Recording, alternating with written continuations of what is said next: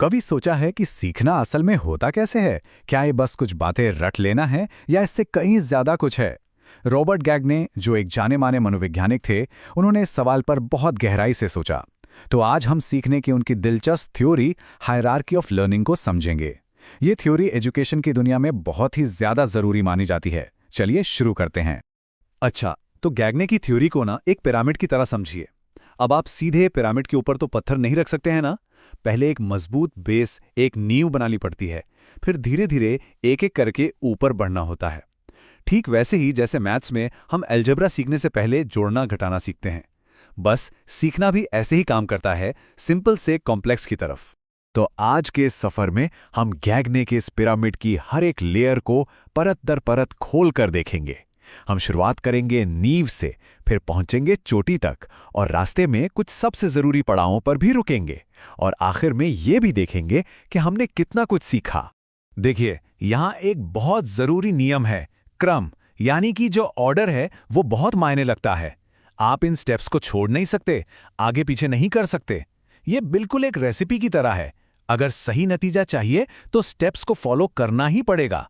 हम हमेशा सबसे आसान स्किल से शुरू करते हैं और फिर धीरे धीरे मुश्किल स्किल्स की तरफ बढ़ते हैं।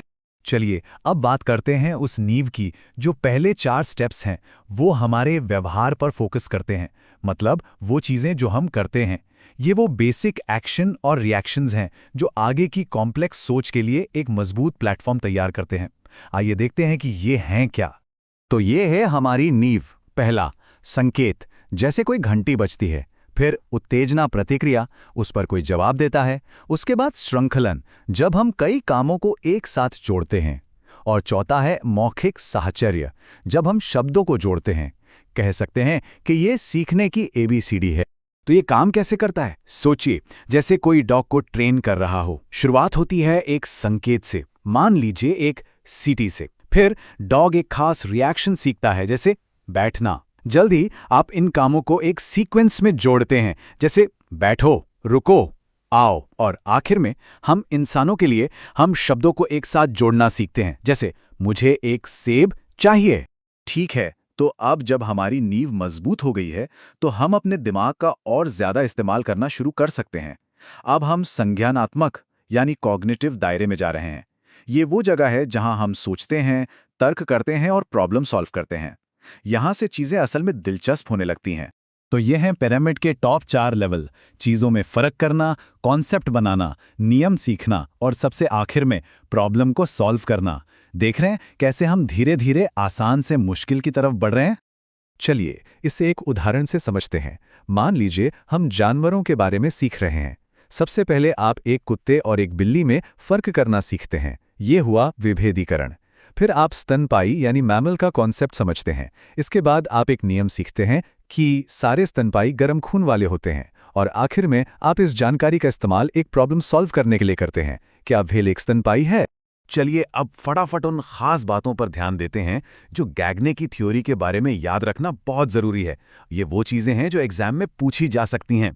तो वो मैजिकल नंबर क्या है? 8। गैग्ने की हायरार्की में 8 स्टेप्स हैं। इस नंबर को एकदम दिमाग में बैठा लीजिए। ये पूरा सफर कितना कमाल का है ना? हम एक बहुत ही साधारण सी गूंज से यानी संकेत से शुरू करते हैं और एक बहुत ही कॉम्प्लेक्स सिम्फनी बनाने तक पहुंच जाते हैं, यानी प्रॉब्लम सॉल्विंग। ये इंसान के सीखने की ताकत को दिखाता है।